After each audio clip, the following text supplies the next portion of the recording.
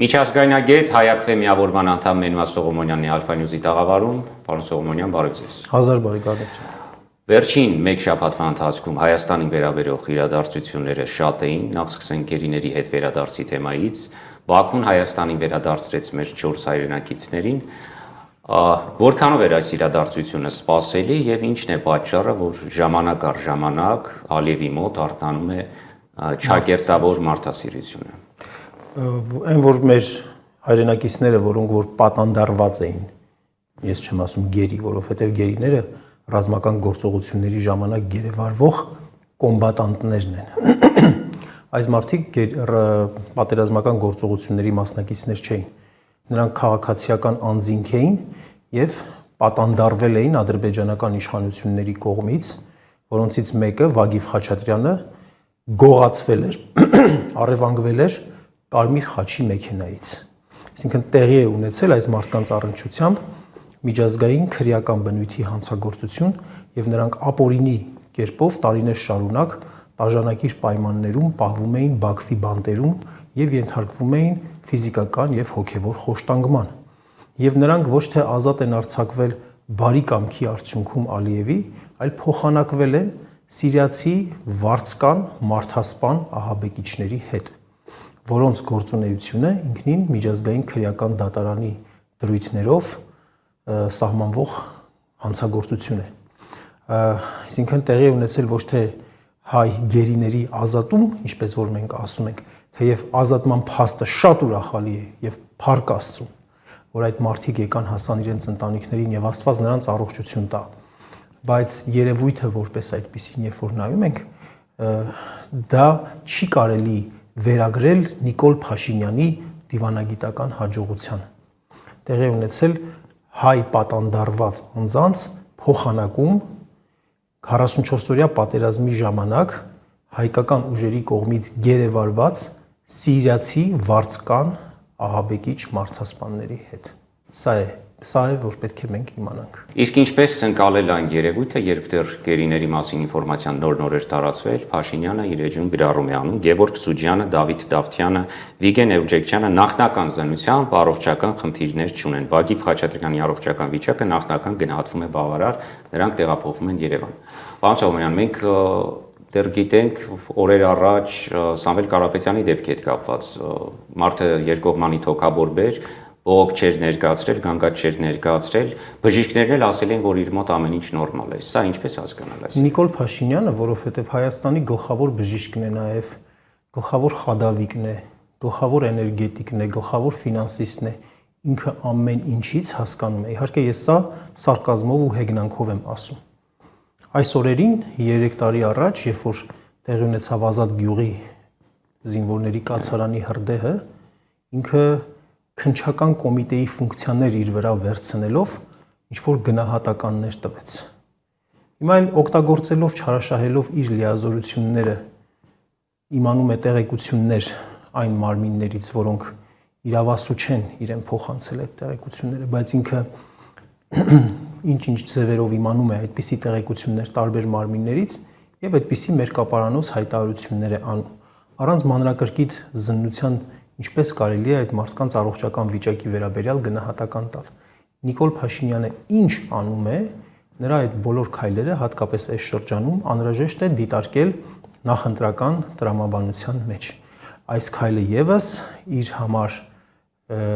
ներկայացնում է ինքը որպես շատ կարևոր նվաճում, դիվանագիտական հաջողություն, խաղաղության չակերտավոր օրակարգի համատեքստում, որ տեսեք, Ադրբեջանի հետ խաղաղություն է, բենզին ենք առնում, ցորեն ենք ներկրում, գերիներ ենք բերում եւ այլն։ Ալիևի կողմից նույնպես այս տրամաբանությունը պետք է փնտրել։ Բնականաբար Ալիևի եւ Էրդողանի համար շատ կարևոր է Նիկոլ Փաշինյանի վերարտադրությունը եւ նրանք մանր-մունր խորհրդանշական բնույթի զիջումներ անում են եւ այդ մասին հայտարարել են։ Ես իհարկե ներողություն եմ խնդրում այդ արտահայտությանս համար, որովհետեւ ես եթե սա համարում ենք մեր քաղաքացիների վերադարձը մարդկային տեսանկյունից նորից եմ ասում, շատ կարևոր է եւ գնահատելի է, բայց միջազգային քաղաքականության կշռի տեսանկյունից սա մանր զիջում էր, զիջում էլ չէր, ախր ես ընդհակառակը զիջում չէր, պարզապես Փաշինյանին ոնց որ ասած նախընտրական նվեր էր Ադրբեջանի կողմից, բայց մինչև հունիս դեռ շատ կա։ Այո, դե մինչև հունիս կա եւ հույս ունենանք, որ էլի գերիներ կա։ Ես ուզում եմ հիշեցնել, որ հնարավոր է որ էլի լինեն, բայց ես ուզում եմ հիշեցնել Էրդողանի հայտարարությունը դեկտեմբերի կեսերին, երբ որ ասում էր մենք խորհրդանշական քայլեր կանենք Հայաստանի հետ հարաբերությունների, դիվանագիտական հարաբերությունների հաստատման, համագործակցության բարելավման ուղղությամբ խորհրդանշական քայլեր կանենք։ Իսկապես այդ քայլերը խորհրդանշական են։ Իրական խաղաղության տարրեր, նախադրյալներ չեն պարունակում։ Միրզոյան-Ռուբիո համատեղ հայտարարության մասին խոսենք, տեքստի մասին մասնավորապես, որտեղ նշված է, թե Միացյալ Նահանգները ու Հայաստանը Թրամփի ուղի նախագիծը կյանքի կոչելու համար առաջիկայում ինչ քայլեր են պատրաստվում իրականացնել։ Մի քանի A4 ֆորմատի չափ, այսպես փաստաթուղթ է, հեղուկ նկարագրություններով, որոնք միայն նոր հարցեր են ծնում։ Օրինակ, մեջբերում այս շրջանակը չի առաջացնում եւ միտված չէ առաջացնել իրավական հանձնառություններ կամ պարտավորություններ Հայաստանի կամ Միացյալ Նահանգների համար։ Պարոն Սողոմոնյան, դուք միջազգային իրավունքի մասնագետ եք։ Չէ, միջազգային իրավունքի չեմ, բայց առնչվել միջազգայնագետ եք։ Այո, միջազգայնագետ եմ։ Սա ինչ է նշանակում, հատկապես երբ Միացյալ Նահանգներին առաջարկվում է տնօրինել TRIP-ը կառավարող ընկերության 74% բաժնեմասը, Հայաստանին ընդամենը 26%։ Մենք դրանում իսկ արդեն տեսնում ենք Հայաստանի ինքնիշխան իրավասությունների լուրջ կրճատում ենք տեսնում այստեղ։ Եվ առհասարակ այս փաստաթուղթը իր մեջ պարունակում է մի շատ տարօրինակ, շատ աբսուրդ, իրար հակասող մի միտք, այսինքն երկու միտք։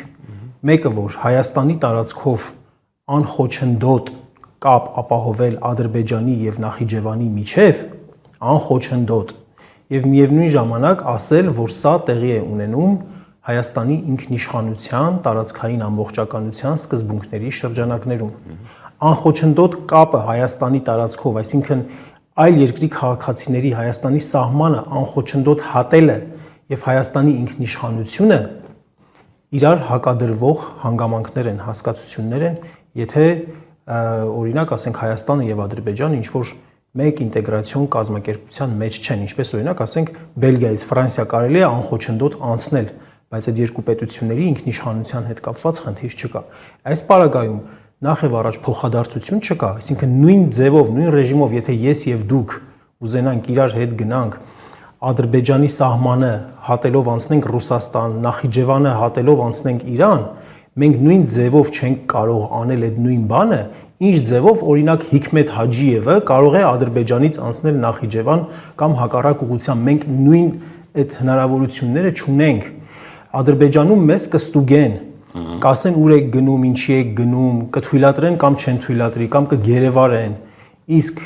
Հայաստանի պարագայում, այդ TRIP-ի պարագայում ոչ ոք իրավունք չի ունենալու հարցնելու, թե Հիկմետ Հաջիևը ինչի է հատել Հայաստանի սահմանը, ուր է գնում, ինչ է հետը տանում, ինչքանն է մնալու եւ այլն։ Այստեղ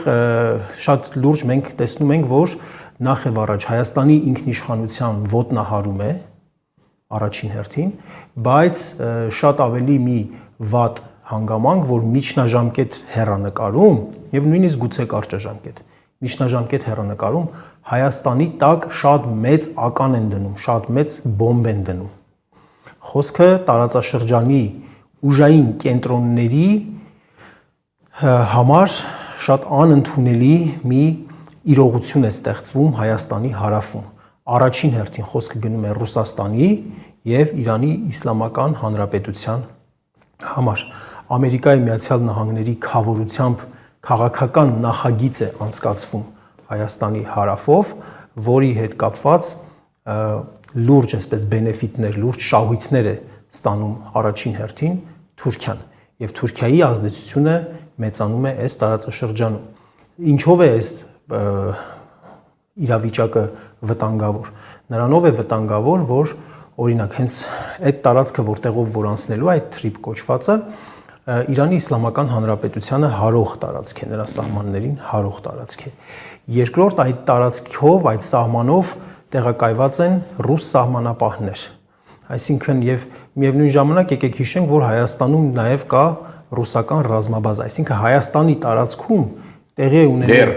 դեռ կա, բայց եկեք մի բան հասկանանք,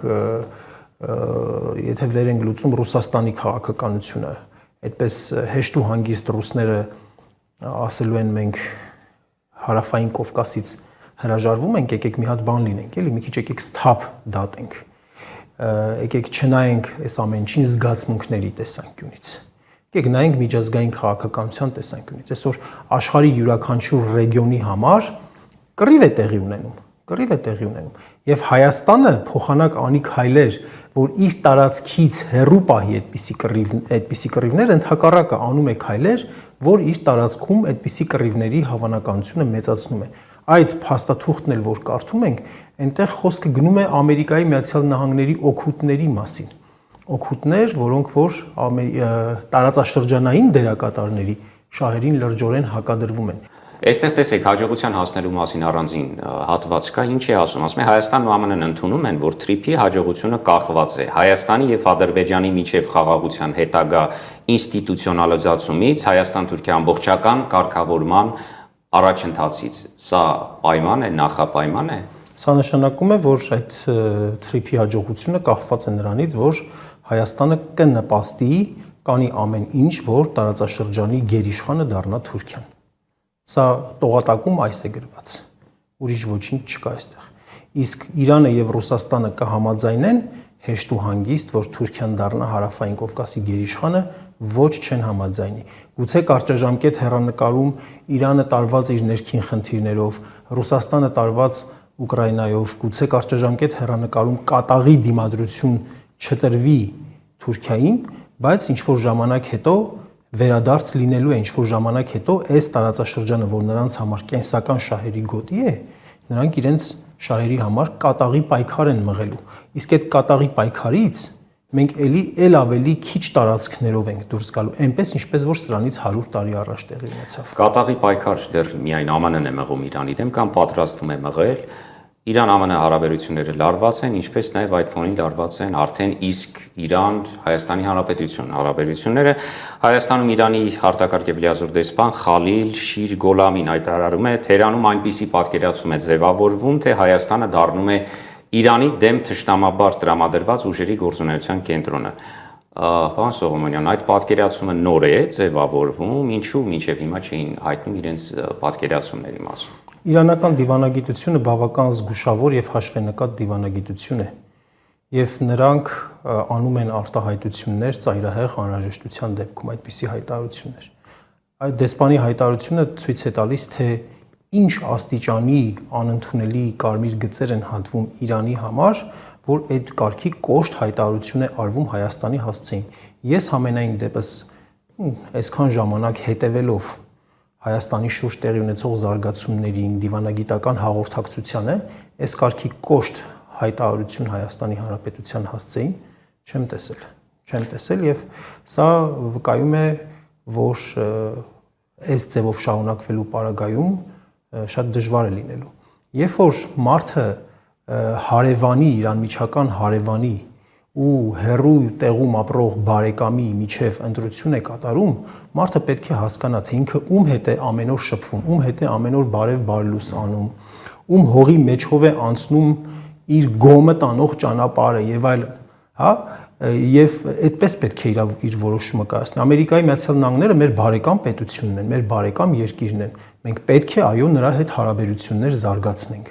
բայց մենք չպետք է Ամերիկայի Միացյալ Նահանգների հետ մտնենք այն կարգի հարաբերությունների մեջ, որ մեր հարևանների հետ ունենանք շատ պրոբլեմատիկ հարաբերություններ, իմանալով հանդերձ, որ մեր հեռու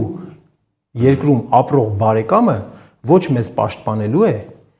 ոչ էլ մեր խնդիրներն է լուծելու։ Դեսպանը մասնավորապես նշում էր, որ Հայաստանի իշխանությունները չեն ցրել կամ չեն կանխել առնվազն այն բողոքի ցույցերը, որոնք այստեղ Հայաստանում Իրանի դեսպանատան առաջ են տեղի ունեցել։ Բայց հիմնական պատճառը կարծես թե ավելի շատ աշխարհակաղակական էր, ինչի մասին դուք խոսեցիք։ Այսինքն բում բողոքը ոչ թե այն էր, թե ինչու չեք մեր հայրենակիցներին ձեր դեսպանատան առաջ ուրեմն դեսպանատնից հեռացրել, այլ պարզապես ինչու է ոչ սխալ կամ մեր ճշտամական երկրների հետ հաստատում ընկերական կամ գործնական հարաբերություններ ավելի շատ։ Սրա մասին։ Այո, որովհետև այդ երկու իրադարձություններն էլ իրար հետ կապված են։ Եկեք հասկանանք, թե Իրանում ներքին այս խնդիրներին ով է դրական արձագանք տալիս։ Ամերիկայի Միացյալ Նահանգների պրեզիդենտ Թրամփը ոգևորում է ցուցարարներին։ Եվ Հայաստանի Հանրապետության կողմից ինչ որ ակնկալիքներ ունենալ այդ տեսանկյունից, որ կարող են ցրել, հա, բայց տեղի չի ունենում եւ միևնույն ժամանակ Հայաստանի Հանրապետության կողմից այդ հայտարարությունները, որ Ամերիկայի Միացյալ Նահանգների հետ հարաբերությունները դառնում են ռազմավարական մակարդակի ու այդ հարաբերությունների դրսևորումներն էլ ինչպես որ տեսնում ենք խիստ հակասում են Իրանի հետ բարեկամական, մեր դարավոր բարեկամական երկրի հետ հարաբերությունների վատացմանը եւ այդ երկրի համար խնդրեմ է ստեղծվում, դրանով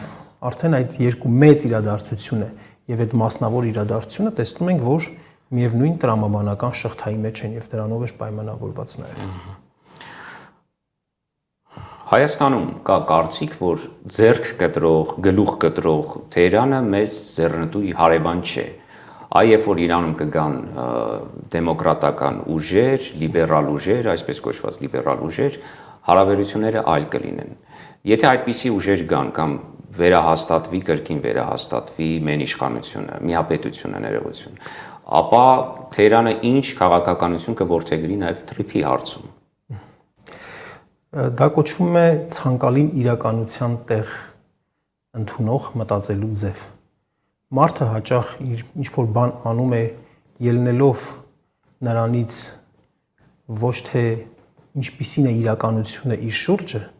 այլ ելնելով նրանից, թե ինչպիսին է ինքը ուզում տեսնել իրականությունը իր շուրջը, դրանք երկու տարբեր բաներ են։ Եվ այսպիսի գնահատականը Իրանին, սա զգացմունքային դաշտում է առնվազն։ Այսպիսի գնահատական տալով առաջնորդվել եւ վարել քաղաքականությունը, սա տգիտություն է ամենամեղմ ձևակերպմամբ։ Իրանը ներքին լարվածությունների երկարատև հարյուրամյակների, հազարամյակների պատմություն ունի։ Իրանի պատմությունը, երբ որ կարդում ենք, ուսումնասիրում ենք,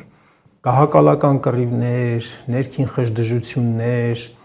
պետություն կրոնական հաստատություններ, հարաբերություններ եւ այլն աշխարհիկներ եւ կրոնականներ մշտապես եղել է եւ այդ պետությունը ունենալով կայսրության երկարամյա, երկարդարյա ավանդույթներ, այդպիսի հարցերը կարողանում է լուծել։ Անկախ նրանից ինչպիսի իշխանություն է Իրանում, այնտեղ կա ինստիտուտներ, կան պետական ինստիտուտներ, կան պետության առանցքը իրենց մեջ կրող մարդկանց խմբեր, ովքեր որ ձևավորում են, ձևակերպում են Իրանի արտաքին քաղաքականությունը եւ Իրանի համար ձևակերպում են երկարաժամկետում չփոփոխվող շահեր են ձևակերպում, այսինքն անկախ նրանից թե ինչ ռեժիմ կլինի, ինչ վարչակազմ կլինի Իրանում շահի վերաբերյալ շահ interest իմաստով էլի ոչ թե թագավոր իմաստով շահի վերաբերյալ կա որոշակի օբյեկտիվ պատկերացումներ։ Հայ-ռուսական հարաբերությունների մասին արդեն խոսեցիք, բայց մի քիչ ավելի խորանանք։ Փաշինյանը հայտարարում է, որ ՀԱՊԿ-ին Հայաստանի մասնակցությունը լրջագույն խոչընդոտ էր սպառազինության միջազգային շուկայում զենք ձեռք բերելու համար։ Նկատի ունի, քանի որ արդեն հարաբերությունները սառեցված են կամ Հայաստանը իր անդամակցությունը ՀԱՊԿ-ին սառեցրել է, դա Փաշինյանի ձևակերպումն է, հաստատություններով նման անգամ հնարավորություն չկա։ Հայաստանին հաջողվել է աշխարհից սպառազինություն գնել։ Պարոն Սողոմոնյան, Հայաստանի հակառուսական հայտարարությունները կարող են արդյոք ավելի կոպիտ արձագանք ստանալ, ինչը փաստորեն մենք տեսանք Թեհրանի պարագայում։ Հայաստանի հակառուսական կեցվածքը, Նիկոլ Փաշինյանի Հայաստանի չասեմ, հակառուսական կեցվածքը կարևորագույն պատճառներից մեկն էր, որը նպաստեց Արցախի կորստին։ Մենք այստեղ իհարկե Ռուսաստանին էլ հարցեր ունենք, եւ այդ հարցերը պետք է տալ, եւ այդ հարցերը պետք է բարձրացնել, բայց Հայաստանի հակառուսական շեշտված կեցվածքը նոյեմբերի 9-ի շրջանակներից դուրս գալը, իհարկե այդպես նոյեմբերի 9-ը մեր համար երազանքի ինչ որ փաստաթուղթ չէր եւ շատ ծանր ու կապիտուլյացիոն բնույթի փաստաթուղթեր, բայց երբ որ համեմատության մեջ ենք դիտում, նոյեմբերի 9-ի շրջանակը այնպիսի շրջանակ չէր, որ տարածաշրջանային այլ դերակատարներ դրանից խիստ դժգոհ էին։ Հերույում ապրողները արևմուտքից գուցե դժգոհ էին նոյեմբերի 9-ից եւ իրենք նպաստեցին, որ նոյեմբերի 9-ը փոխվի հոկտեմբերի 6-ով 2022-ի պրահյան շրջանակով փոխարինվի, ինչն էլ ինչպես տեսնում ենք շատ արագ հանգեցրեց Արցախի կորստին եւ դրանով ել ավելի նաեւ հայ-ռուսական հարաբերությունների վատ թարացմանն էլ նպաստեց։ Շահում ենք մենք հայ-ռուսական հարաբերությունների վատ թարացումից։ Այն մարդկանց մոտ, ովքեր որ օրինակ ասենք ձեր նույն ասացի անալոգով են մտածում, օրինակ ասենք ասում են, եթե Ռուսաստանի ու Եվրոպայի միջև ընտրություն կատարելիս ինչի ես նախընտրում օրինակ հանգիստը անցկացնել Փարիզում եւ ոչ թե Ուլան-Ուդեյում, այսպիսի ձևակերպումներով են բանանում միջազգային քաղաքականության մասին դատում, այո, այդ դեպքում կարելի է ասել, որ կարելի է շարունակ փչացնել հայ-ռուսական հարաբերությունները, այդպես մենք ավելի այդպես խրոխտ կլինենք, ինքնիշխան կլինենք, բայց այն մարդիկ, ովքեր որ մի քիչ պատմություն են ուսումնասիրել, մի քիչ հասկանում են ինչ է աշխարհաքաղաքականությունը, ինչ են բալանսները, հասկանալի է, որ ոչ մեկի հետ հարաբերություններ չի կարելի փչացնել եւ քո դիվանագիտության արդյունքում ձեռք բերված փաստաթղթերը, պայմանավորվածությունները պետք է լինեն այնպիսին, որ նորից եմ ասում, հարևանների հետ կապված դու խնդրեմ չունենաս, լուրջ խնդրեմ չունենաս։ Հիմա գալով հապկի հետ կապված հարցին, դա պարզապես հենց իրենց այդ հայ-ադրբեջանական հարաբերությունների թեման, հայ-թուրքական հարաբերությունների թեման, առաջնահերթ հայ-ադրբեջանական հարաբերությունների թեման նոյեմբերի 9-ի շրջանակներից դուրս հանելու եւ եվրոպական շրջանակներում կարգավորելու ուղղված իրենց տապալված, վատ, հակազգային, հակապետական քաղաքականության արդարացումն է։ Զենք գնողի համար, փող ունեցող եւ զենք գնողի համար բոլոր տեղերում էլ զենք կճարվի։ Քաղաքական, աշխարհաքաղաքական խնդիրներից բացի մենք նաև սոցիալական լրջագույն խնդիրների առաջ ենք կանգնած։ Կառավարության այս տարվա առաջին, կարծեմ թե առաջին նիստներ Փաշինյանը խոսեց թոշակները բարձրացնելու աննպատակահարմարության մասին, մասնավորապես ասաց, որ եթե 20,000 դրամով թոշակներ ավելացնեն, ապա քաղաքացիները, թոշակառուները չեն կարողանա անգամ ջեռուցման հարցը լուծել։ Եվ դրա ֆոնին վերջերս տեղեկություն տարածվեց, որ Փաշինյանը գաղտնի հրամանագրով շուրջ 3 միլիարդ դրամ պարգևավճար է բաժանել նախարարություններին, տարբեր գերատեսչություններին, չի ուզում Փաշինյանը, որ հունիսին կենսաթոշակառուները իրենց ձայն տան։ Փաշինյանը իհարկե շատ է ուզում, բայց Փաշինյանը այնքան վստահ է իր վրա, որ մեր հասարակության այդ ամենաընդարձակ խավը 500,000-ի հասնող կենսաթոշակառուների խավը այդ միամիտ մեր բարի լավ իմաստով եմ ես միամիտն ասում մեր հայրենակիցները ազնիվ միամիտ մեր հայրենակիցները նրանց մի մասը ես չեմ ասում որ բոլոր կենսաթոշակառուներն են Փաշինյանին համակրում իսկապես հավատում են համակրում են որովհետև դեռևս տրվում են Փաշինյանի էժանագին մանիպուլյացիաներին իբրև թե նա ժողովրդական մարդ է ժողովրդի հետ ժողովրդի լեզվով է խոսում եւ այլն եւ այդ կեղծ վստահությանն են տրվում իսկ իրականում եկեք նայենք այս մարդկանց վիճակը ինչպիսին է նրանք Փաշինյանի իշխանության գալուց հետո շատ ավելի վատ են ապրում նրանց նվազագույն կենսաթոշակը Փաշինյանի իշխանության գալու ժամանակ 31,000 էր հիմա դարձել է 36,000 ընդամենը 5,000-ով է բարձրացել Միջին կենսաթոշակը Փաշինյանի իշխանության գալու ժամանակ 40,000 էր, հիմա 49,000 է, 7.5 տարվա ընթացքում ընդամենը 9,000 դրամով է բարձրացել, 22%-ով է բարձրացել, այն դեպքում, երբ որ սպառողական ապրանքները շատ ավելի շատ են թանկացել, միս մսամթերքը, կաթնամթերքը, ուրեմն հացը եւ շատ ապրանքներ, հա, դեղորայքը Հայաստանում շատ ավելի թանկ են կենսական դեղերը, քան Վրաստանում։ Եվ բազմաթիվ այս օրինակները երբ որ նայում ենք թանկացումները սպառողական ապրանքների թանկացումը ավելի շատ է քան կենսաթոշակների բարձրացումը այն էլ այն ամենա ընդարձակ թվով խավի համար եւ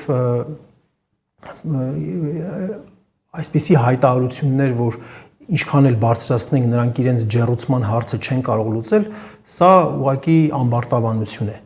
Այսինքն նույն հաջողությամբ կարող է կրճատել թոշակները։ Կրճատիչ թոշակները միևնույն է, եթե մարդիկ չեն կարողանում իրենց բնակարանը ջեռուցել, ինչ տարբերություն կրճատիր այդ դեպքում այդ թոշակները։ Մենք Հայաքվե ազգային քաղաքացիական միավորումը այս հարցին բավականին վաղուց հետևողական է եւ մենք հանրագիր ենք, հանրագրի ստորագրահավաք ենք իրականացնում, պահանջելով, որպեսզի Հայաստանում թոշակները բարձրացվեն առնվազն 50%-ով, Հայաստանի Հանրապետությունը ունի այդ հնարավորությունները, որպեսզի կենսաթոշակները առնվազն 50%-ով բարձրացվի, միջին կենսաթոշակը 49000-ից դառնա մոտավորապես 75000 դրամ, որը կմոտենա մինիմալ պարենային սպառողական զամբյուղին, այսինքն որ կենսաթոշակառուն իր թոշակով գոնե կարողանա իր համար անհրաժեշտ սպիտակուցներ, ճարպեր, միկրոէլեմենտներ, վիտամիններ պարունակող սնունդը կարողանա լիարժեք ձևով գոնե լիարժեք ձևով միջին ձևով գոնե ստանա։ Եվ ահա այսպիսի կատաստրոֆիկ պայմաններում սոցիալական այսպիսի անարդար պայմաններում փոխանակ լուծելու սոցիալական այսպիսի հարցերը, որի հնարավորությունը կա, ընդհանրապես ուրիշ օրակարգեր են գեներացնում, ուրիշ օրակարգեր են թելադրում հայ ժողովրդին այս իշխանությունները։ Ուրիշ օրակարգերից մեկը նաև հակաեկեղեցական քայլերն են, հակաեկեղեցական գործողություններն են։ Արագածոտնի թեմա հայտարարեց, որ Հովանավանքում պատարակը տեղափոխվում է այլ եկեղեցի, քանի որ մտավախություններ կան եւ տեղեկություններ կան, որ Հովանավանքում սադրիչ գործողություններ են իշխանությունները համար հասարակ պրոիշխանական ուժերը պատրաստվում։ Հիշեցնեմ, դա հենց Արամ Ասատրյան անուն ազգանով մարդու կարգալույց եղած պրոիշխանական հոգեվորականի Ստեփան Ասատրյան, այո, հենց այդ եկեղեցին է, որտեղից նա դուրս չի գալիս։ Պարոն Սողոմոնյան, ակնհայտ է, որ Փաշինյանը պարտվել չի սիրում։ Վեհափառի աթոռը, սակայն վարչապետի ենթակայության տակ գործող մարմին չէ։ Ես հաշվել եմ, մինչև հունիս ամիս 20 կիրակի կա։ Փաշինյանին աջակցող եկեղեցիների թիվը անհամեմատ ավելի քիչ են։ Ինչ է պատրաստվում անել Փաշինյանը։ Այլ ծրագիր ունի, գուցե հակաաթոռի տարբերակն է այստեղ աշխատելու։ Այսպիսի հին հռոմեական ասույթ կա. ժողովրդին հաց եւ զվարճություններ։ Ինչ եմ ուզում ասել։ Ուզում եմ ասել հետեւյալը, երբ որ կարողանում են հացով ապահովել մարդկանց, դժգոհություն չի լինում։ Երբ որ չեն կարողանում հացով ապահովել, զվարճություններ, թամաշաներ են տալիս, որպեսզի մարդիկ մոռանան, որ իրենք սոված են եւ թամաշաներով զբաղվեն։ Հիմա եթե նայում ենք, տեսեք նոր քիչ առաջ վերլուծում ենք աշխարհակաղակական ինչպիսի աննպաստ դրության մեջ է հայտնվել մեր տարածաշրջանը։ Տեսնում ենք, որ պատերազմը դարձել է հարաբերություններ պարզելու գործիք նորից։ Տեսնում ենք, որ կանգնած ենք, կարելի է ասել, կանգնած ենք երրորդ համաշխարհային պատերազմի նախաշեմին, նախագահներ են գողանում, ռազմական գործողություններ են տեղի ունենում։ Ամերիկայի Միացյալ Նահանգները 2027 թվականի համար իր ռազմական բյուջեն 900 միլիարդից դարձնելու է 1.5 տրիլիոն։ Իսկ դա շքեղության ծախս չի։ Այդ զենքերը ինչ որ տեղեր կրակելու են, այդ ինչ որ տեղեր պայթելու են։ Եվ այսպիսի փոթորկուն տարածաշրջանում եւ գումարած նաեւ այսպիսի սոցիալական խնդիրների, ինչպիսին որ օրինակ թոշակառուների խնդիրն է, առողջապահության հետ կապված խնդիրն է եւ բազմաթիվ այլ խնդիրների կողքին մեկ էլ տեսնում ենք, որ պետության ղեկավարը եւ նրա մերձավորագույն շրջապատը այս հարցերը լուծելու փոխարեն ինչով է զբաղված է եկեղեցու հետ կապված թեմայով, ինչ որ զավակներ են փորձում գտնել, ինչ որ կանոնների խախտման մեջ են բանանում, մեղադրում, ինչ որ օրակարգեր են առաջ տանում։ Հասկանալի է, որ այդ լրջագույն խնդիրներից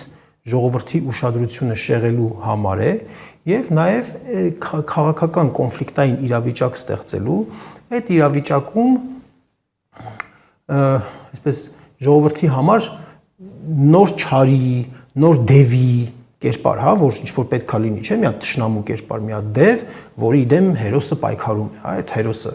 այսպես ասենք, ճակերտներով Նիկոլ Փաշինյանն է եւ հիմա այդ դևի կերպարի մեջ հանդես է գալիս Գարեգին II կաթողիկոսը եւ ահա Գարեգին II-ին էլ կհաղթի ու արդեն ամեն ինչ կընկնի իր տեղը, այսպես անընդհատ Փաշինյանը փորձում է իր շուրջ կոնսոլիդացիա ապահովել, համախմբում ապահովել ոչ թե դրական օրակարգի շուրջ, ոչ թե ինչ որ հանուն նպատակի շուրջ, այլ ընդդեմ օրակարգով։ Հիմա եթե քաղաքական ֆիգուրներից անցել է արդեն հոգևոր այրերին, նրանց մեջ է ուզում տեսնել այդ չարին եւ ներկայացնել որպես գործոն, որը պետք է վերացնել, հա, այսպես։ Հաջորդիվ ինչ է լինելու, ում պիտի հեռացնի, Վլադիմիր Պուտինին, Դոնալդ Թրամփին։ Եկեք մի բան էլ հիշենք, որ այս հակաեկեղեցական օրակարգը այո ծառայում է, նա ուզում է ծառայեցնել իր քաղաքական շահերին եւ դա նախընտրական գործընթացին է ուզում ծառայեցնել, այստեղ փորձելով իր շուրջը համախմբել ժողովրդի դժգոհության, այսպես ալիք բողոք գեներացնել դեպի եկեղեցին, դեպի եկեղեցականները, դեպի կաթողիկոսը, բայց սա միևնույն ժամանակ միայն իր օրակարգը չի։ Սա նրան դրսից թելադրվող օրակարգ է։ Սա Հայաստանի հայ ժողովրդի ազգային ինքնությունը վերացնելուն ուղղված, ազգային դիմագիծը աղճատելուն ուղղված օրակարգ է։ Մեզ մեր եկեղեցուց կտրելու օրակարգ է, մեր բարոյականության հիմքերը սասանելու օրակարգ է, չէ՞ որ մենք այն ինչը որ բարոյական ենք համարում, այն ինչը որ լավ ենք համարում, դա օդի մեջից չենք այդպես անում։ Դա անում ենք ինչ որ նորմերի հիման վրա, գրված եւ չգրված նորմերի հիման վրա։ Իսկ այդ գրված ու չգրված նորմերի հիմքում հենց քրիստոնեական մեր բարոյականությունն է, որ օրինակ ասենք ամուսնական դավաճանությունը մենք սրբապղծություն ենք համարում, դա նաև այն պատճառով է, որ քրիստոնեությունն է այդպես համարում, հա, եւ հիմա մեզ մեր բարոյականության գլխավոր աղբյուրից մեր եկեղեցուց կտրելը հասկանալի է, չէ՞, ինչ նպատակ, պետք է օգնի, որպեսզի Հայաստանը դառնա սպառողական, անդեմ, անդիմագիծ, անվոքի հասարակություն, իսկ անդեմ, անդիմագիծ եւ անվոքի հասարակությունը շատ ավելի թույլ կլինի, չի պաշտպանի իր պետությունը, իր տարածքը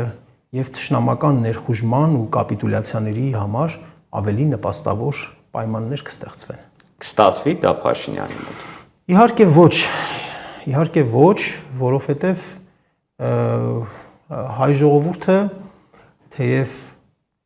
երբեմն հայտնվում է թմբիրի մեջ, բայց պատմությունը այնպիսի բան է, որ միշտ ուղղագիծ ձևով չի գնում, ցիկլեր են տեղի ունենում։ Այս թմբիրին, այս ճգնաժամին հաջորդելու է վերելքը, հաջորդելու է համախմբումը, կոնսոլիդացիան, զարթոնքն է հաջորդելու եւ այս առումով շատ կարեւոր է, որպեսզի հանրային քաղաքական գործիչներն ու կազմակերպություններն էլ կարողանան ճիշտ ուղղորդեն, կարողանան ճիշտ քաղաքական նախաձեռնություններ իրականացնել։ Շնորհակալ եմ։ Ձեզ նույնպես շնորհակալություն։